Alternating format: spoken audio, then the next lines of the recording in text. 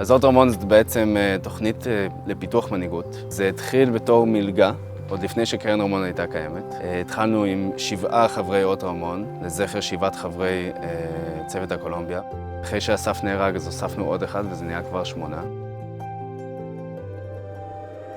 אנחנו רואים את האות רמונים כמנהיגים. אנחנו פה בשביל לעזור להם, לפתח את זה, להעיז ולהגשים את החלומות שלהם.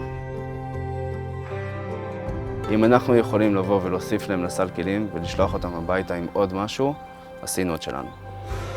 התוכנית בנויה מסמינרים וימי עיון לאורך השנה, תכנים שונים בנושא חברה וכלכלה, תקשורת, פוליטיקה, חברה ישראלית, באור וברוח אילן רונה ואסף רמון.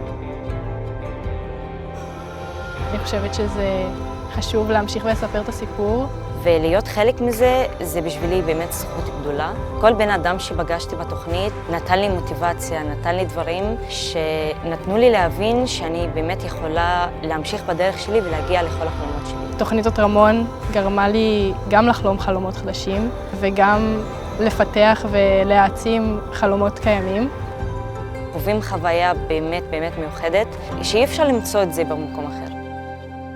אות רמון בשבילנו זה השראה, יוזמה, מגוון, מורשת, חיבור, אנושיות, ייחודיות, הגשמה, אור, מפגש, חלום. סקרנות.